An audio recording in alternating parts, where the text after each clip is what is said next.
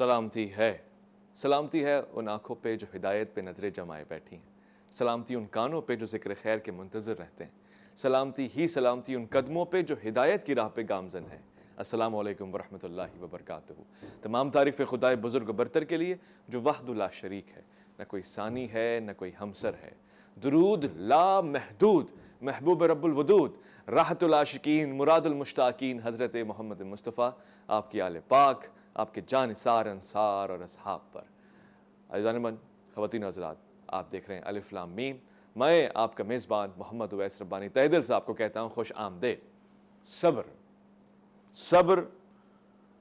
سرمایہ دل، صبر مناجات ضمیر، صبر خوشبو کی طرح پھول کے سینے میں اسیر، صبر صحرا سے گزرتے ہوئے بادل کا سفیر، صبر سکرات کے ہونٹوں پہ تبسم کی لکیر، صبر آدم کا مقدر کبھی حابیل مزاج، صبر انسان کی مشقت پہ فرشتوں کا خراج، صبر اوہام کا قیدی ہے نہ پابند رواج، صبر مظلوم کے ماتھے پہ اٹل فتح کا تاج، صبر یعقوب کا چہرہ کبھی یوسف کی جبیں، صبر مریم کا تقدس کبھی عیسیٰ کا یقین، صبر کی مسنت اعزاز سر عرش بری، صبر کی انگشت صبر خاتم انگشت سلیمان کا نگی۔ اللہ اکبر۔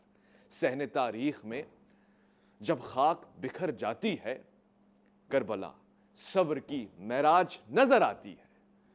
یقینی طور سے آج 8 محرم الحرام میں صبر اور وفا کا کوئی استعارہ نظر آتا ہے تو وہ محرم الحرام کے اس خاص انداز اور خاص مقام جس کو پیام کربلا کہتے ہیں اور عزم سید الشہداء کہتے ہیں، جس کا ذکر آج میں اور آپ پروگرام میں کرنے والے ہیں، ایک ایسی وفا کا ذکر کہ جس کو تاریخ رہتی دنیا تک یاد رکھے گی، اور ایک ایسے وفادار علمدار اور باکردار کا ذکر کہ جس کے ہونے سے کربلا کا وجود مزید مزین اور نورانی نظر آتا ہے۔ خواتین و حضرات، میں آج کے پروگرام کا آغاز کرتا ہوں وفا کی عہد وفا کی بارہا تجدید کے ساتھ، اور اس حوالے کے ساتھ کہ جب جب محرم الحرام میں یہ تاریخ آئے گی ہم سلام پیش کریں گے جناب حضرت عباس علمدار کو۔ آپ پہ ہمارا سلام، آپ کی وفاؤں پہ ہمارا سلام، آپ کی اطاعتوں پہ ہمارا سلام، آپ کے کردار پہ ہمارا سلام، اور قمر بنی ہاشم کے اس انداز پہ ہمارا سلام کہ جب جان دینے کا وقت آیا تو تاخیر نہیں کی، اور جب پیاس کو سامنے ٹھنڈا پانی نظر آیا تو ذرا دیر کے لیے بھی اپنے نفس میں یہ محبت محسوس ہی نہیں کی کہ کہیں نہ کہیں نفس کو سیراب کیا جائے۔ کہا حسین کی محبت سے جو قلب سیراب ہو جائے پھر اس کو پیاس لگتی بھی ہو تو حسین اس پیاس کی سیرابی بنتی ہے۔ میں خوش آمدید کہنا چاہتا ہوں آج کے پروگرام میں تشریف فرمائے انتہائی قابل احترام، بہت ہی خوبصورت گفتگو کرنے والے، خوش شکل، خوش زباں، خوش عقیدہ مفتی محسن زمان صاحب۔ السلام علیکم ورحمۃ اللہ۔ جزاک اللہ تعالیٰ فی الدارین۔ کیسے مزاج؟ الحمدللہ۔ ساتھ ہی تشریف فرمائے لاہور اسٹوڈیو سے ہمارے ساتھ، یعنی براہ راست ہمارے ساتھ جڑے ہوئے ہیں، بہت ہی پیارے، اس سے قبل بھی الف لام میم میں اور اس کے علاوہ عرفان رمضان میں تشریف فرما رہے سید احمد اقبال رضوی صاحب۔ السلام علیکم علامہ صاحب۔ وعلیکم السلام ورحمۃ اللہ۔ جناب مفتی محسن زمان صاحب، 8 محرم الحرام، ویسے تو کربلا کی تاریخ میں عاشور کا ہی وہ دن تھا کہ جس دن صبح سے لے کر عصر عاشور تک قربانیاں دی گئیں، مگر ہم خاص رکھتے ہیں 8 محرم الحرام کو اس نام سے کہ جو نام باوفا کا ہے، اور اس نام میں شجاعت بھی ہے، دلیری بھی ہے، بہادری بھی ہے، اطاعت بھی ہے۔ قمر بنی ہاشم کہتے ہیں حضرت عباس علمدار کو، حضرت عباس ابن علی کو۔ ذرا بتائیں یہ شخصیت ہے کون، تعارف کیا ہے ان کا؟ ماشاء اللہ۔ اعوذ باللہ من الشیطان الرجیم، بسم اللہ الرحمن الرحیم۔ قال اللہ تعالیٰ فی القرآن المجید ولا تقولوا لمن یقتل فی سبیل اللہ اموات بل احیاء ولکن لا تشعرون۔ آمنت باللہ صدق اللہ العظیم۔ حضرت عباس علمدار یہ مولا علی کے بیٹے ہیں، علی شیر خدا کے بیٹے ہیں، سبحان اللہ۔ اور ان کی والدہ کا جو لقب تھا ام البنین جسے آپ کہتے ہیں، جی، اس والدہ کے بیٹے ہیں جو کہ بہادر اور شجاعت والے خاندان سے تھیں، جن کا مقصد و محور کیا تھا کہ جب مولا علی کی آپ سے شادی ہوئی، نکاح ہوا، تو جب آپ امام حسن و حسین کی والدہ بن کر آئیں تو آپ نے یہ فرما دیا کہ میں تمہاری والدہ تو ہوں لیکن حقیقت میں تمہاری والدہ کی کنیز ہوں۔ اللہ اکبر۔ اب دیکھا جائے کہ خود اپنے آپ کو کنیز ظاہر کیا، شجاعت و بہادری خاندان نسب سے ملی، اللہ کے رسول کے پیارے پیارے نواسے جو ہیں ان کی گود میں پروان چڑھ رہے ہیں، اور جب حضرت عباس علمدار پیدا ہوئے جی تو بیٹے سے وفا عہد کیا، جسے عہد وفا ہم کہتے ہیں، یہ کہا کہ بیٹا کبھی بھی اپنے ان بھائیوں کو، ویسے تو ہیں تمہارے بھائی لیکن کبھی ان بھائیوں کو بھائی مت کہنا، آقا کہنا، اللہ اکبر۔ آقا کہہ کر مخاطب کہنا، اور جب بھی تمہیں ان کی ضرورت پڑے یا نہ پڑے لیکن ان کو تمہاری ضرورت پڑے تو ان کے آگے رہنا، ان کے سائے دائیں رہنا، ان کے بائیں رہنا، ان کے پیچھے رہنا، یعنی ہر لمحے، ہر مشکل میں، ہر خوشی میں ان کے سایہ دار درخت کی طرح رہنا، اور ایسا رہنا کہ جب شجاعت کی بات آئے تب بھی تم ان کے ساتھ ہو، جب پانی کی بات آئے تب بھی تم ان کے ساتھ ہو، جب میدان کارزار ہو تب بھی ان کے ساتھ ہو۔ تو عباس علمدار یعنی کہ وہ عباس جن کو فتح کا جھنڈا دیا تھا، جن کو اللہ کے رسول کے نواسے نے چنا تھا کہ یہ وہ میرا بھائی ہے جو حضر میں بھی میرے ساتھ ہے، سفر میں بھی میرے ساتھ ہے، اور شہادت کے بعد بھی میرے ساتھ۔ اللہ اکبر، سبحان اب میں آپ کے سامنے ایک بات کہنا چاہتا ہوں کہ حضرت عباس علمدار کی شخصیت کو اگر دیکھا جائے تو آپ نے کبھی بھی امام حسن حسین کو، خاص طور پر حضرت امام حسین رضی اللہ تعالیٰ عنہ کو بھائی کہہ کر مخاطب نہیں کیا۔ کیوں نہیں کیا؟ اگر تاریخ اٹھا کر دیکھیں، مستند آپ کتاب اٹھا کر دیکھیں تو جس طرح ایک غلام ہوتا ہے نا، حالانکہ مولا علی کے بیٹے میں ایک جملہ کہوں گا، زبر کا زیر ہوتا ہے، ارے شیر کا بچہ بھی شیر ہوتا ہے۔ اللہ اکبر۔ تو مولا علی کے بیٹے ہیں، شیر خدا کے بیٹے ہیں، تو جب مولا علی کے بیٹے ہوں لیکن امام حسن حسین سے بھائیوں جیسا سلسلہ ہے اور خاندانی سلسلہ ہے، لیکن پھر بھی غلاموں کی طرح بیہیویئر اختیار کرنا، کردار پیش کرنا، بتانا یہ تھا کہ بھائی یہاں پر آپ کی خدمت دیکھ کر نہیں لیا جاتا بلکہ نسبت دیکھ کر۔ اللہ اکبر، اللہ اکبر۔ تو ساری بات یہ ہے کہ آپ نے غلامی اختیار کی، اور ہر لمحے جب بھی امام حسن اور امام حسین رضی اللہ تعالیٰ عنہ کو آپ کی ضرورت پیش آئی تو آپ کارزار اور میدان کارزار میں ہر معاملات میں آپ ساتھ رہے۔ خوبصورت خوبصورت۔ میں علامہ صاحب سے سوال پوچھنا چاہتا ہوں۔ علامہ صاحب، آج کا دور بڑا تنگ دور ہے، بھائی بھائی کی عزت نہیں کرتا اور پھر بھائی بھائی کا حق ادا نہیں کرتا۔ یہ ایک عجیب معاملہ ہے کہ کربلا میں خاص طور سے حضرت عباس علمدار، آپ پہ ہمارا سلام ہو، کس طرح سے اطاعت کر رہے ہیں امام حسین کی، فرما برداری کس طرح سے کر رہے ہیں۔ جب آپ کہتے ہیں کہ خیمہ لگا دو تو خیمہ لگا دیا، جب کہا خیمہ اٹھا دو تو اٹھا دیا، پیاس کو قابو میں رکھا اطاعت امام کی۔ یہ اس کے آگے آخر محور کیا ہے، مرکز کیا ہے، پیغام کیا ہے، اور پھر درس کیا ہے؟ یہ تربیت کی کس نے، یہ شعور آیا کیسے؟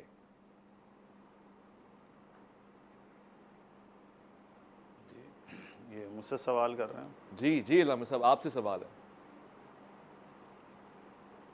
اچھا جی، بہت شکریہ ویس بھائی۔ حضرت عباس علمدار جب امام حسین علیہ السلام کو دیکھتے تھے تو ان کو ایک بھائی کی حیثیت سے کم ایک امام کی حیثیت سے زیادہ دیکھتے تھے۔ جی، لہٰذا وہ انہیں اپنے مولا اور امام کے طور پر ان کے ساتھ پیش آتے تھے۔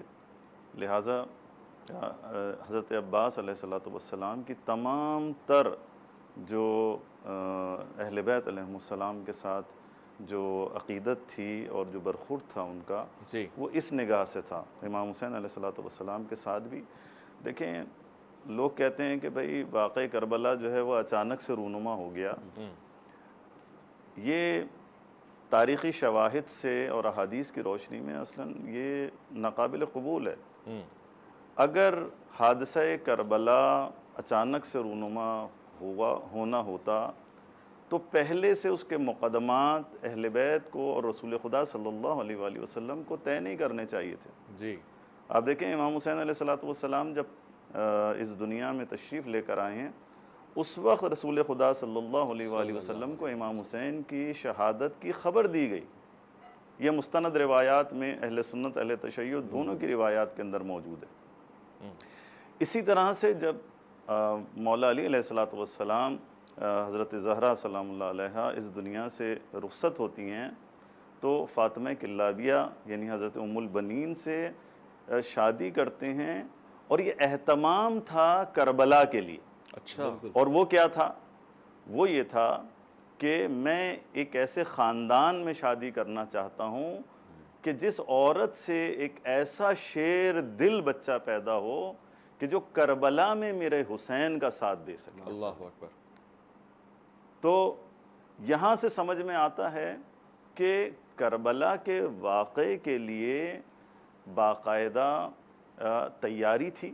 رسول خدا صلی اللہ علیہ وآلہ وسلم جناب زہرا کو تیار کر رہے ہیں، مولا علی علیہ السلام کو بتایا، خود امام حسین علیہ السلام کو رسول خدا صلی اللہ علیہ وآلہ وسلم نے خود تیار کیا کربلا کے لیے۔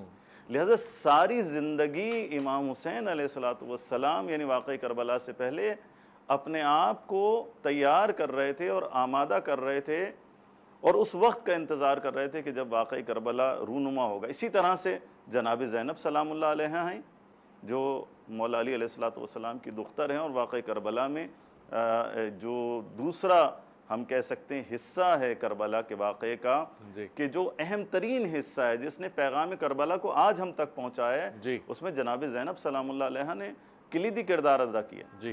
تو جناب زینب سلام اللہ علیہ بھی اپنے بچپنے سے ہی اپنے آپ کو کربلا کے واقعے کے لیے تیار کر رہی تھیں، چونکہ انہیں کہا گیا تھا۔ اسی طرح سے حضرت عباس علمدار ہیں۔ حضرت عباس علمدار ایسا نہیں تھا کہ جناب بس چونکہ امام حسین کے بھائی تھے اور وہ جناب انہوں نے مدینہ چھوڑا اور کربلا پہنچے تو عباس بھی بھائی کی حیثیت سے جو ہے وہ کربلا پہنچ گئے، نہیں، بچپنے سے حضرت عباس علمدار کی تربیت یہ تھی کہ عباس اس دن کے لیے تیار ہو رہے تھے کہ جس دن معرکہ کربلا ہونا ہے، جس دن معرکہ حق کو باطل ہونا ہے، جس دن یزیدیت کا خاتمہ ہونا ہے، اس دن کے لیے مولا علی علیہ السلام نے حضرت عباس علمدار کو آمادہ کیا تھا۔ امام حسین علیہ السلام حضرت عباس علمدار کو اسی نگاہ سے دیکھا کرتے تھے کہ کربلا میں یہ دین کی نصرت کرے گا۔ صحیح۔ لہذا اسے بالکل ایک سادی نگاہ سے دیکھ کر ہم کہیں کہ جناب چونکہ بھائی تھے، نہیں، حضرت عباس علمدار امام حسین علیہ السلام کو اور اہل بیت علیہ السلام کو جو مقام اللہ نے اہل بیت علیہ السلام کو دیا تھا اس مقام کو مد نظر رکھتے تھے۔ صحیح۔ اور یہی وجہ ہے کہ جیسے کہ حضرت نے فرمایا کہ حضرت ام البنین نے کبھی اپنے آپ کو، حالانکہ وہ ماں تھیں لیکن کبھی ماں کے طور پر اپنے آپ کو نہیں رکھا، بلکہ ہمیشہ کنیز کے طور پر رکھا، اور اپنے بیٹوں کو بھی یہی تربیت دی کہ دیکھو بچوں، تم علی کے بیٹے تو ہو لیکن ہمیشہ اپنے آپ کو حسن و حسین کے غلام سمجھ کے زندگی گزارنا۔ خوبصورت۔ تو یہ میں سمجھتا ہوں کہ معرفت جو تھی حضرت عباس علمدار کی، اور یہ ساری جو وفائیں اور اطاعتیں جو نظر آتی ہیں حضرت عباس علمدار کی زندگی میں، وہ اس وجہ سے نظر آتی ہیں کہ وہ امام حسین علیہ السلام کو اپنا امام مانتے تھے، وقت کا امام مانتے تھے، حجت خدا مانتے تھے، اور ثقلین میں سے ایک فرد مانتے تھے جس کی اطاعت جو ہے وہ فرض ہے۔ لہٰذا ہم جو حضرت عباس علمدار کا آج تذکرہ کر رہے ہیں، ہمارے لیے بھی یہ بات بہت امپورٹنٹ ہے کہ ہمیں اہل بیت علیہ السلام کی اطاعت کرنی چاہیے۔ خوبصورت پیغام آپ نے دیا ہے، اور میں نے مزید سوالات آپ نے پوچھنے ہیں، تشنگی ابھی باقی ہے۔ یقیناً کربلا والوں کا درس ہم سب کے لیے ایک ایسا حوضہ ہے کہ جس سے کوئی بھی پیاسا بے مراد نہیں جائے گا، وہ اپنی تشنگی بجھا کے جائے گا، پیاس کو بٹھا کے جائے گا، یقیناً اپنے دل میں وہ درس سما کے جائے گا، اور پھر کائنات میں وہ چراغ جلا کے جائے گا جس کا نام ہے ہدایت، جو مصباح الہدیٰ ہے، جو سفینۃ النجات ہے۔ میں عزیزان من جب لوٹ کر آؤں گا تو یہ سوال بھی خاص طور سے پوچھوں گا، کس قدر مشکل تھا سفینہ نجات کے ساتھ رہنا، علم بن کر، پھریرا بن کر، ایک ایسا استعارہ بن کر جو وفا کا نشان ہے، کیونکہ سورجوں میں چاند بن کے رہنا بعض اوقات آسان نہیں ہوتا۔ جہاں پہ فخر یوسف ہو اور پھر ان کا نواسہ ہو اور پھر حسن و حسین جیسی شخصیات ہوں، ایسے میں حضرت عباس علمدار کی موجودگی ایک موتی کی حیثیت سے، فرمانبردار کی حیثیت سے کیسی ہے؟ لوٹ کر آئیں گے، بات کریں گے کربلا میں آپ کا کیا کارنامہ ہے اور کس طرح آپ نے وفا کے استعارے کو بلند رکھا ہے۔ الف لام میم میں آپ کا انتظار ہے۔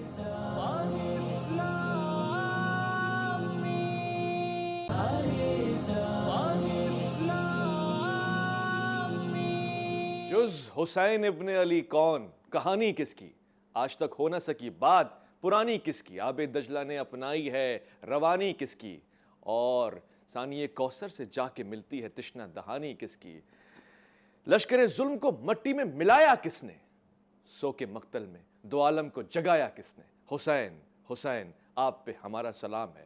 مفتی محسن زمان صاحب، ہم چونکہ ایک ایسے گھرانے کا ذکر کر رہے ہیں کہ جو نبی کا گھرانہ بھی ہے اور پھر مرکز اور محور اطاعت کا، مودت کا، اور پھر ہماری قلب کو یہ خاصیت حاصل ہے کہ اگر اہل بیت سے دور ہو جائیں گے تو ہلاکت ہی ہلاکت ہے۔ مگر کربلا کے اس صحرا میں خاص طور سے جناب حضرت عباس علمدار کس طرح سے فوج کی کمان سنبھالے ہوئے ہیں، شجاعت کا پیکر کیسے بنے ہوئے ہیں، کیونکہ جیسے آپ نے کہا کہ جب باپ شیر خدا ہو تو بیٹے پہ زیادہ توقعات ہوتی ہیں کہ بھئی یہ کیسے لڑے گا، خوف ہوگا، روب ہوگا، وہاں پہ کیا معاملہ تھا؟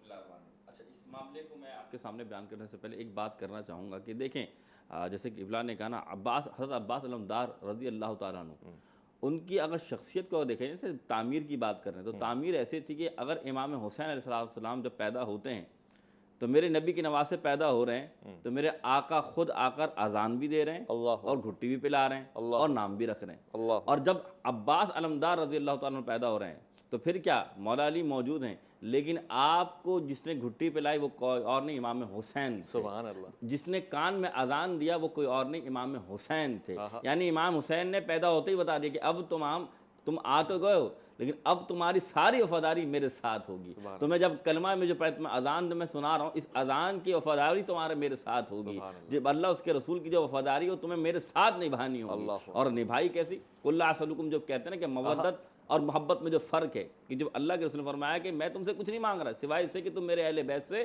مودت اختیار کرو، تو اب یہ مودت کا جو اصل اگر ہمیں معیار دیکھنا ہے جو قائم کیا، وہ معیار ذات حضرت عباس علمدار ہے۔ سبحان اللہ۔ کیوں؟ کیونکہ ظاہر سی بات ہے، ایک محبت ہوتی ہے کہ ہوتی ہے مودت، مودت اور محبت میں بڑا فرق ہے۔ کیا فرق ہے؟ محبت کہتے ہیں اس کو جو دل میں انسیت اور لگاؤ اور پیار کا ہو جانا، آپ نے اظہار نہیں کیا، لیکن مودت اسے کہتے ہیں جب انسیت لگاؤ ہو جائے پھر اس کا اظہار کرنا اور اس کو بتانا کہ مجھے صرف پیار نہیں ہے حسین سے، بلکہ پیار حسین میں اپنی جان بھی دے سکتا ہوں، اپنی گردن بھی کٹا سکتا ہوں۔ تو یہ اگر کام کیا تو عباس علمدار نے کہ خود مثال دیتا ہوں کہ اگر پیاسے ہیں، پھر میں بات کروں گا کہ اس مضمون کو سمجھ لیا جو قرآن نے ہمیں سکھایا اور امام حسین کی ذات نے سکھایا۔ کس طرح سکھایا؟ ایک جملہ میں آپ کے سامنے رکھتا ہوں کہ قرآن اور حسین کے لفظ چار ہیں، دو نقطوں سے خالی، دو نقطہ دار ہیں، دونوں حروف کے آخر میں نون ایک ہے، ارے قرآن اور حسین کا مضمون ایک ہے۔ واہ واہ، سبحان اللہ۔ تو اس مضمون کو اگر سمجھا ہے تو حضرت عباس علمدار نے سمجھا ہے، اور کیسے سمجھا ہے؟ اس طرح سمجھا کہ جب 2000 یہ لشکری فوج کھڑے ہیں، جو باغیوں کا فوجی ایک لشکر دستہ کھڑا ہوا ہے، حضرت امام حسین زخمی سے چور چور ہیں، پیاس لگی ہوئی ہے، حضرت عباس اجازت مانگتے ہیں، آقا مجھے جانے دیجیے، مجھے جانے دیجیے۔ المختصر آپ کہتے ہیں ٹھیک ہے، اب ہماری ملاقات حوض کوثر میں بہت جلد ہونے والی ہے۔ جب جانے لگتے ہیں تو بی بی سکینہ، میرے نبی کی پیاری نواسے کی پیاری سب سے پیاری بیٹی، وہ آ کر کہتے چچا کہاں جاتے ہیں؟ فرمایا تمہارے لیے پانی لینے جاتا ہوں۔ اب بچی کو کس طرح سمجھا رہے ہیں؟ فرمایا قاسم بھی گئے تھے، میں کافی انتظار کر رہی ہوں، فرمایا میں پانی لے کر آؤں گا، تو مشکیزہ تو لاؤ۔ اب وہ بھی کہتے ہیں نا پانی میسر نہیں تھا لیکن دوڑ کر جاتے ہیں کہ پانی میسر، یعنی کہ پانی لے لیں، تو مشکیزہ آپ لے کر آتی ہیں۔ 2000 کا لشکر ہے، میں المختصر بتاؤں کہ آپ میدان کارزار میں ان ظالموں کو اور باغیوں کو جہنم واصل کرتے ہوئے جا رہے ہیں۔ جب آپ نہر فرات پر پہنچتے ہیں تو چلو میں پانی جب اٹھاتے ہیں، یعنی اپنے ہاتھوں میں پانی لیتے تو یہ بتاتے ہیں کہ بات اتنی سی ہے کہ نہر فرات پر تمہارا قبضہ نہیں، عباس علمدار کا قبضہ۔ اللہ اکبر۔ اور عباس علمدار کا قبضہ کیسے کہ ہاتھ میں تو لے لیا ہے اور پانی واپس پلٹ دیا کہ پانی میں نہیں پیوں گا، پہلے اگر پلانا ہے تو انہیں پلانا ہے جو میرے رسول کی آل سے۔ سبحان اللہ، سبحان اللہ۔ پلانا ہے تو ان کو پلانا ہے جن کی خدمت کا حکم میری ماں نے دیا ہے، ارے پلانا ہے تو انہیں پلانا ہے جن کا میں غلام وہ میرے آقا ہیں۔ یقین مانے یہ مشکیزہ بھر کے لے کے جا رہے ہیں۔ المختصر سی بات یہ ہے کہ آپ کو معلوم کیا شہادت تھی کہ جب دیکھا اللہ اکبر کہ بھائی اگر یہ پانی خیمے تک پہنچ گیا تو یہ تر و تازہ ہو جائیں گے، اور یہ ایسے تر و تازہ ہو جائیں گے کہ علی اکبر کو دیکھا تھا کہ 2 بوند مل جاتے تو خدا کی قسم سارے واصل با جہنم ہو جاتے، لیکن یہی جانتے ہوئے سب نے کہا بھائی تیر برساؤ، نیزے چلاؤ، کچھ بھی کرو، یہ عباس علمدار خیموں تک نہ پہنچ پائے۔ تو معلوم یہ تھا کہ وہ شہید بھی ہوئے، خود پیاسے رہ گئے، لیکن بتا دیا، کیا بتا دیا کہ یہ یاد رکھنا پرکھنا ہو تو کسی کو تو یا حسین کہو، یہ وہ نعرہ ہے جو شجر کھنگال دیتا ہے۔ بھئی کیا بات ہے، جی ہیں، سلامت رہیں۔ اور یہاں پہ یقیناً دل میں سوال اٹھ رہا ہے، سمجھنے کی کیفیت ہے۔ میں علامہ صاحب سے پوچھنا چاہتا ہوں، یہ بات میری سمجھ سے باہر ہے، شریعت میں حلال اور حرام کا حکم واضح ہے، مومن اس کی اطاعت کرتا ہے، مومن اس کی پاسداری کرتا ہے، جانتا ہے کیا حلال ہے کیا حرام ہے، مگر یہ جو درس وفا ہے، یہ جو انداز با وفا عباس علمدار ہے، یہ سمجھ سے باہر ہے، یہ عجیب وفا ہے، یہ عجیب اطاعت ہے کہ جب سامنے پانی ہے اور پانی بھی مباح ہے، حلال ہے، پی سکتے ہیں، پینے کی ضرورت بھی ہے، شرعی حق بھی ہے اور انسانی جسم کی طلب بھی ہے، پھر بھی پانی نہ پینا، یہ کس محبت اور کس وفا کی طرف اشارہ کرتی ہے علامہ صاحب؟ جی بالکل، مولا عباس علیہ السلام کے لیے اس وقت پانی پینا شرعی طور پر تو جائز تھا، کوئی مسئلہ نہیں تھا جی، لیکن مقامات عرفانی میں اور روحانی کمالات میں اسے گناہ اور نقص شمار کیا جاتا۔ اللہ اور عباس علمدار کی شخصیت اس سے بہت بلند و بالا ہے کہ وہ ایک پانی کے قطرے کے لیے اور ایک گھونٹ پانی پینے کے لیے وہ اپنے آپ کو آمادہ کریں اور اس معنوی کمال سے اپنے آپ کو پیچھے کر لیں۔ امام حسین علیہ السلام کا پیاسا ہونا حضرت عباس علمدار کے لیے ایک بہت بڑی مصیبت تھی۔ آل محمد علیہ السلام کا پیاسا ہونا عباس علمدار کے لیے بہت بڑی مصیبت تھی۔ تو عباس علیہ السلام کو اپنی پیاس کی پرواہ نہیں تھی۔ عباس علمدار کے سامنے امام حسین کے خشک ہونٹ تھے، جناب سکینہ کے خشک ہونٹ تھے، حضرت علی اصغر کے خشک ہونٹ تھے، لہٰذا کیسے ہو سکتا تھا کہ عباس علمدار اس وقت پانی پی لیتے؟ لہٰذا جب امام حسین، جب حضرت عباس علمدار آخری وقت تھا مولا علی علیہ السلام کا، 14 سال کی عمر تھی حضرت عباس علمدار کی، اس وقت میں مولا علی علیہ السلام نے حضرت عباس علمدار سے کہا تھا، وصیت کی تھی کہ دیکھو بیٹا، میں اس دنیا سے جا رہا ہوں، لیکن واقعی کربلا ہوگا تو کہیں ایسا نہ ہو کہ جب تم شریعہ فرات پر پہنچو تو تم پانی پی لو، تم میرے بیٹے ہو لیکن حسین رسول اللہ کا بیٹا ہے، کہیں ایسا نہ ہو کہ حسین پیاسا رہ جائے اور تم پانی پی لو۔ تو مولا علی علیہ السلام نے حضرت عباس علمدار کو بھی اس حوالے سے آمادہ کیا تھا، وہ وصیت بھی حضرت عباس کو یاد تھی، اور فرضاً اگر یہ وصیت نہ بھی ہوتی تو عباس علمدار کا کردار ایسا تھا کہ وہ یقیناً اس وفا کو انجام دیتے۔ بے شک۔ لہٰذا حضرت عباس علمدار کی ساری تگ و دو یہ تھی کہ کسی طرح سے پانی جو ہے وہ خیموں میں پہنچ جائے۔ لہٰذا بہت ہی امید حضرت عباس علمدار کو تھی کہ جب حضرت سکینہ نے مشکیزہ دیا حضرت عباس کو اور کہا کہ چچا جان آپ ہمارے لیے پانی کی کوئی سبیل کریں، مولا حسین نے ان کو اجازت دی اور وہ جب گئے اور اس کے بعد لڑتے ہوئے فرات میں پہنچ گئے اور مشکیزے کو جب پر کیا ہے اور پر کر کے واپس آ رہے تھے، اس وقت حضرت عباس کی ساری آس اور ساری امید اور ان کا مشن یہ تھا کہ کسی طرح سے یہ پانی سکینہ تک پہنچ جائے، بنی ہاشم کے بچوں تک پہنچ جائے۔ لیکن جب تیر لگا ہے مشکیزے کے اندر تو اس وقت پانی بہہ گیا، حضرت عباس علمدار نے اپنے راہوار کا رخ موڑ دیا، وہ جو خیموں کی طرف آ رہے تھے اپنے گھوڑے کا رخ موڑ دیا شریعہ فرات کی طرف، اور کہا کہ اب عباس کا خیموں میں جانے کا کوئی فائدہ نہیں ہے، عباس کس منہ سے سکینہ سلام اللہ علیہا کے سامنے جائے گا، کس منہ سے مولا حسین علیہ السلام کا سامنا کرے گا؟ یہ وفا ہے۔ اور آپ دیکھیں کہ جب حضرت عباس علمدار گھوڑے سے زمین پر آتے ہیں اور آواز دیتے ہیں کہ اے میرے بھائی میرا سلام قبول کریں، اس وقت میں امام حسین علیہ السلام ان کے پاس پہنچتے ہیں تو امام حسین علیہ السلام جب اس حال میں دیکھتے ہیں حضرت عباس علمدار کو تو گریہ فرماتے ہیں، روتے ہیں اور حضرت عباس کی ایک آنکھ میں تیر ہوتا ہے، دوسری آنکھ میں خون ہوتا ہے۔ اللہ اکبر۔ حضرت عباس علیہ السلام سے فرماتے ہیں کہ کیا چاہتے ہو عباس؟ تو حضرت عباس فرماتے ہیں کہ مولا صرف آپ کے چہرے کی زیارت کرنا چاہتا ہوں، ایک زحمت دینا چاہتا ہوں، اللہ اگر ہو سکے تو میری آنکھوں کا خون صاف کر دیجئے تاکہ میں فرزند رسول کی زیارت کر سکوں۔ اللہ اکبر۔ ایک دفعہ امام حسین خون صاف کرتے ہیں، حضرت عباس کا سر اپنی آغوش میں رکھتے ہیں۔ بس عجیب منزل ہے یہ کہ حضرت عباس جب دیکھتے ہیں کہ مولا نے عباس کا سر اپنی آغوش میں رکھا ہے تو سر اٹھا کر زمین کربلا پہ رکھ دیتے ہیں۔ امام حسین دوبارہ سے سر عباس کو اٹھاتے ہیں، اپنی آغوش میں رکھتے ہیں، پھر عباس زمین کربلا پر رکھتے ہیں۔ بس تیسری دفعہ جب یہ ماجرا تکرار ہوتا ہے تو ایک دفعہ حسین کہتے ہیں کہ عباس کیا کسی بات پر ناراحت ہو؟ کیا بات ہے؟ تو عباس علمدار جو باوفا تھے ایک دفعہ اپنے مولا، اپنے بھائی حسین ابن علی سے کہتے ہیں مولا بات ناراحت ہونے کی نہیں ہے، میں کسی بات پہ ناراحت نہیں ہوں، لیکن مجھے وہ وقت یاد آ رہا ہے کہ جب آپ گھوڑے سے زمین کربلا پر تشریف لائیں گے تو اس وقت کون ہوگا جو آپ کا سر اپنی آغوش میں رکھے گا؟ اللہ اکبر۔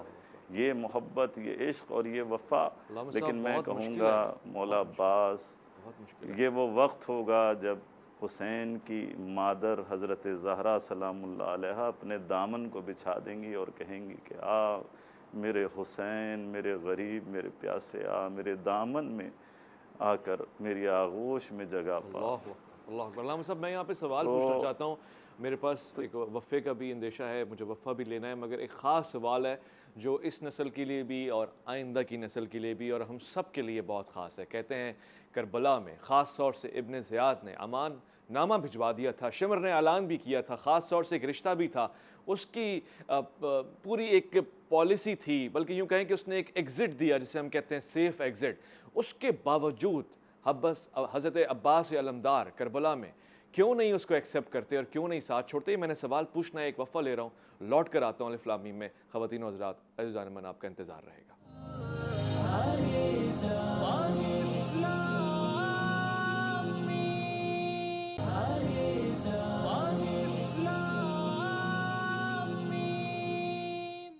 عجیب معاملہ ہے، ہر کوئی چاہتا ہے کہ امان مل جائے، الحفیظ الامان کے نعرے بلند ہوتے ہیں، لوگ چاہتے ہیں کہ پناہ لے لیں، مگر یہ لشکر حسینی ہے جو ڈٹ کے کھڑا ہوا ہے۔ 9 محرم کی رات چراغ بجھا دیے گئے، مگر لشکر حسینی نے کہا حسین سید الشہداء، آقا، مولا، نواسہ رسول، اگر آپ چاہیں تو ابھی ہمارا امتحان لے لیں، ہماری گردنوں پہ ہماری تلواریں ہیں، آپ اذن دیں تو ہم سر کو جدا کر دیں جسم سے۔ کیا عظیم مقام ہے، وفا کا ایک خوبصورت پیغام ہے۔ اور پھر اسی کو آگے دیکھتے ہوئے 10 محرم کو بھی اور اس سے قبل بھی شمر نے اعلان کیا، ابن زیاد نے اعلان کروایا، پیغام آیا عباس کو پناہ دے دی جائے گی، حسین کو قتل کر دیا جائے گا، مگر عباس کو یہ کہا جائے گا کہ آپ چاہیں تو مال، اسباب، ازواج، طفل سب لے کر آ جائیں، ہم آپ کو کچھ بھی نہیں کہیں گے، آپ کا بال بھی باقی نہ ہوگا۔ علامہ صاحب پھر وہ کیا وجہ تھی کہ جناب حضرت عباس نے اعمال نامے کو بھی ٹھکرا دیا اور اپنے اعمال نامے کی طرف دیکھا اور اس کو حسین بنا لیا؟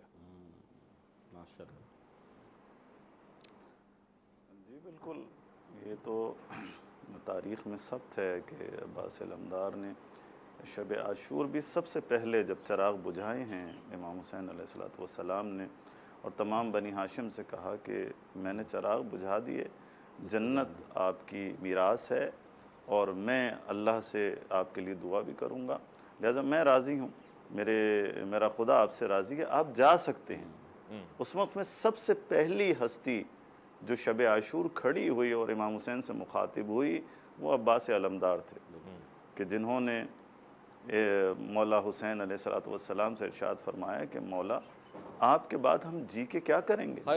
یا نفس، اللہ وہ دن نہ دکھائے، وہ لمحہ نہ دکھائے کہ آپ کے بعد ہم جی سکیں، لہٰذا ہماری زندگی کا کوئی معنی نہیں ہے، ہماری زندگی کا کوئی مقصد نہیں ہے آپ کے بعد، لہٰذا اے حسین یہ نہیں ہو سکتا کہ ہم آپ کو چھوڑ کر چلے جائیں۔ تو جس طرح سے امام حضرت عباس علمدار نے شب عاشور اپنے جذبات کا اظہار کیا، اسی طرح سے روز عاشور جب امان نامہ دیا گیا شمر کی طرف سے، شمر جو حضرت عباس علمدار کی والدہ محترمہ حضرت ام البنین کے رشتہ داروں میں سے تھا، اس نے حضرت عباس علمدار کو امان نامہ دیا تھا، اور یہ امان نامے کا ایک فلسفہ تھا۔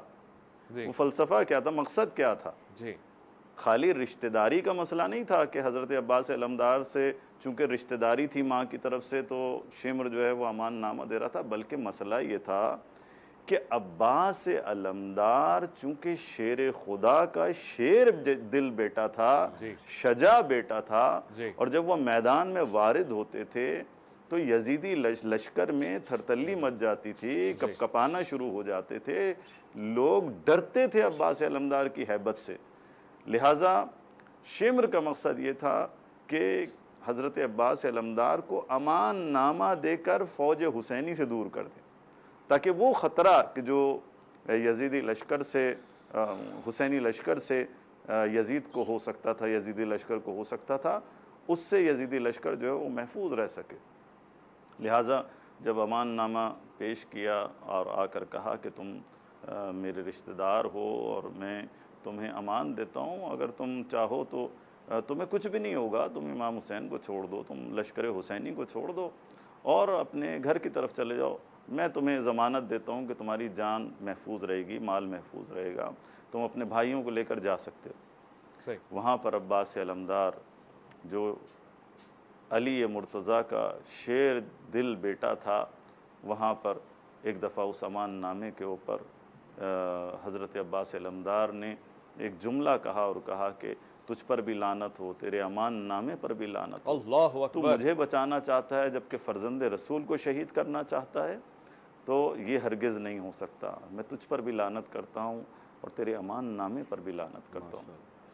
تو یہ عباس علمدار کا وہ پہلو ہے کہ جو میں سمجھتا ہوں کہ آج کی مسلمان نسل کے لیے بہت امپورٹنٹ پیغام رکھتا ہے کہ اس کڑے وقت میں، مشکل وقت میں، کہ جب حضرت عباس علمدار اپنی جان بچا سکتے تھے، لیکن عباس علمدار کو اپنی جان کی پرواہ نہیں تھی، زمانے کے امام اور اہل بیت علیہ السلام کی پرواہ تھی اور دین خدا کی پرواہ تھی کہ جس کے اوپر حضرت عباس علمدار خود بھی قربان ہوئے اور ان کے مولا بھی قربان۔ یہ تربیت ہے جو کربلا میں بول رہی ہے، یہ حسین کا وہ اثاثہ ہے کہ جس کی تیاری حسین آپ نے پہلے سے کر رکھی تھی، اور یقینی طور سے مجھے جناب حضرت عباس کے وہ اشعار یاد آتے ہیں کہ واللہ ان قطعتم یمینی لیکن انی احامی عبدن عن دینی، تم نے میرا دایاں بازو کاٹ دیا مگر دیکھو میں اپنے دین کا حامی رہوں گا۔ اور اس سے پہلے بھی کہہ چکے تھے یا نفسی من بعد الحسین ہونی وبعدہ ما کنتی ان تکونی، اے حسین، حسین کے بعد اے نفس بچا کہاں تو، رہا کہاں تو، اور حسین کے بعد تصور زندگی، تصور حیات ہے کہاں؟ مفتی محسن زمان صاحب، یہ میرے پروگرام کا آخری سوال ہو سکتا ہے مگر بہت خاص سوال ہے، میں پوچھنا چاہتا ہوں جناب حضرت عباس علمدار، آج بھی ہمارا دل چاہتا ہے کہ ہم وفا کا درس لیں تو آپ سے لیں، مسلمان بچوں کو سکھائیں، پڑھائیں کہ یہ ہمارے ہیروز ہیں جنہوں نے کبھی بھی کمپرمائز نہیں کیا، حق کے ساتھ رہے اپنی آخری وقت تک، اور پھر وہ مقام پایا کہ باب الحوائج کہا گیا۔ اس سے مراد کیا ہے؟ اللہ اکبر۔ ساری بات یہ ہے کہ اگر آپ غور کریں نا حضرت کی ذات پر، حضرت عباس علمدار رضی اللہ تعالیٰ عنہ کی، میں ایک بات کہوں، قرآن نے فرمایا قُلْ إِن كُنتُمْ تُحِبُّونَ اللَّهَ فَاتَّبِعُونِي يُحْبِبْكُمُ اللَّهُ۔ اے محبوب آپ فرما دیجئے کیا کہ جو اللہ سے محبت کے دعوے کرتے ہیں، جو اللہ کے لیے نمازیں پڑھیں، جو اللہ کے لیے سجدے کریں، جو اللہ کے لیے رکوع کریں، تو رکوع بھی تب قبول ہوگا، نمازیں بھی تب قبول ہوں گی، کب ہوں گی؟ فَاتَّبِعُونِی، جب آپ کی اتباع کریں گے، جب اتباع کریں گے تو کیا ہوگا؟ یحببکم اللہ، اللہ بھی ان سے محبت کرنے لگ جائے گا۔ اللہ کی محبت کے درمیان اور اللہ کی معرفت کے درمیان ایک چیز ہے، وہ ہے اتباع رسول۔ اگر اتباع رسول نہ ہو، ڈائریکٹ اللہ سے محبت کر کے دکھا دو، اللہ کہے گا تم میرے ہو ہی نہیں، تو اتباع رسول صرف رسول کی اتباع نہیں کرنی، بلکہ اللہ تعالیٰ نے خاص طور پہ یہ فرما دیا کہ اے رسول آپ کی جو اتباع کرنے والے ہیں ان سے میں محبت کروں گا، اور اتباع کرنے والی ذات میں اگر دیکھا جائے تو پھر نام اہل بیت کا آتا ہے کہ رسول نے فرمایا کہ اللہ میں ان سے محبت کرتا ہوں، اے اللہ تو بھی ان سے محبت فرما، اور جو ان سے محبت کرتے ہیں اے اللہ تو ان سے بھی محبت فرما۔ تو بات یہ کہ عباس علمدار کا کردار یہ تھا کہ انہوں نے یہ بتا دیا کہ اللہ اکبر، وہ فتح کا جھنڈا حضرت عباس کے سر پر کیوں رکھا؟ کہ عباس علمدار کے نام سے مشہور ہو گئے، کیوں؟ کیونکہ وجہ یہ تھا، جس طرح اللہ کے رسول صلی اللہ علیہ وسلم فرمایا کہ کل اللہ جھنڈا اس کے ہاتھ میں دے گا جس سے اللہ محبت کرتا ہے، اس کا رسول محبت کرتا ہے، اور رسول جس سے محبت کرتے ہیں اور اللہ بھی ان سے محبت کرتا ہے اور وہ بھی اللہ سے محبت کرتا ہے۔ تو جس طرح اللہ کے رسول نے مولا علی کے ہاتھ میں جھنڈا دیا، تو اسی طریقے سے حضرت عباس علمدار کی شان کو یہ بتانا چاہتا ہوں کہ عباس وہ ہیں جو اللہ کے رسول سے بھی محبت کرتے ہیں، اللہ سے بھی محبت کرتے ہیں اور حسین سے بھی محبت کرتے ہیں۔ اسی طریقے سے اللہ بھی اللہ کے پیارے رسول کے پیارے نواسے امام حسین کی خدمت کرنے والے اس عباس علمدار سے محبت کرتے ہیں، رسول بھی محبت کرتے ہیں اور امام حسین بھی محبت کرتے ہیں۔ واہ واہ واہ واہ، کیا خوبصورت پیغام آپ نے دیا ہے کہ اسی طرح ہم وسیلے والے وسیلہ تلاش کرتے ہیں، قرب کا، محبت کا، مودت کا۔ مفتی محسن زمان صاحب، آپ کو خدا اپنے سایہ رحمت میں رکھے۔ علامہ سید احمد اقبال رضوی صاحب، آپ کو خدا سایہ رحمت میں رکھے، ظل سبحانی میں رہیں، اور پھر تمام مومنین، تمام مسلمین، تمام توحید کے ماننے والے، رسالت مآب سے محبت کرنے والے، عاشقان اہل بیت اور اصحاب کا احترام کرنے والے سب کے سب سلامت رہیں۔ وہ حسین ابن علی وقت کی تہذیب کا ناز، جس نے افشاں کیا انسان کی توقیر کا راز، جس کا ہر زخم ہے سرمایہ تقدیر حجاز، جس نے تیروں کے مسلح پہ ادا کی ہے نماز، گرم جھونکوں سے جو احوال صبا پوچھتا ہے، زیر خنجر بھی جو خالق کی رضا پوچھتا ہے۔ سلام اس حسین پر، سلام آپ کے باوفا اصحاب پر، سلام جناب حضرت عباس علمدار پر۔ خواتین و حضرات، اپنا بہت خیال رکھیں گے آپ، اور اپنے سے بڑھ کے خیال رکھیں گے ملک پاکستان کا، اللہ کے فرمان کا، اور اس پیغام کا جس کا نام ہے کربلا۔ اللہ کی امان میں۔